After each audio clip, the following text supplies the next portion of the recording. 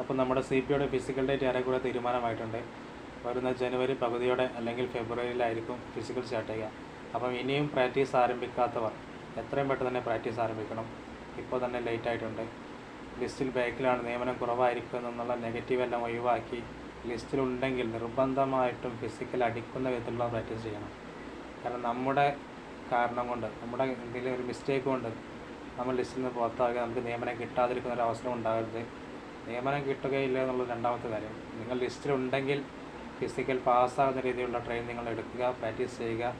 Physical 8 ഐറ്റത്തിൽ 5 item win ചെയ്യുക. അത് മാത്രമായിരിക്കണം മൈൻഡിൽ. നമ്മുടെ ഭാഗത്തുള്ള മിസ്റ്റേക്ക് കൊണ്ട് നമുക്ക് ജോലി കിട്ടാതിരിക്കുന്ന ഒരു സാഹചര്യം ഉണ്ടാകരുത്. മാത്രമല്ല പുതിയ നോട്ടിഫിക്കേഷനിൽ വരുന്നുണ്ട്, അതിനുവേണ്ടി പഠിക്കുക. അതോടൊപ്പം തന്നെ ഈ ലിസ്റ്റിലുള്ളവർ 100% എഫേർട്ട് എടുത്ത് ഫിസിക്കൽ വിൻ ചെയ്യുക. മറ്റൊരു ഓപ്ഷനില്ല. നമ്മുടെ കാരണം കൊണ്ട് നമുക്ക് ജോലി കിട്ടാത്തൊരവസരം ഉണ്ടാകരുത്. ലിസ്റ്റിൽ ആളെ എടുക്കുമ്പോൾ എത്ര എടുക്കും, ഫുൾ എടുക്കും എന്നുള്ളത് നമുക്കൊന്നും അറിയില്ല. അതൊക്കെ നമുക്ക് ലാസ്റ്റ് വിടാം. പക്ഷേ ഫിസിക്കൽ ഒരു കാരണവശാലും ആരും ലിസ്റ്റിലുള്ളവർ ഫെയിലർ ആവാൻ പാടില്ല. 2025 എന്ന വർഷം നമുക്ക് ജോലിയിൽ പ്രവേശിക്കാനുള്ള വർഷമാകട്ടെ എന്ന് ആശംസിക്കുന്നു.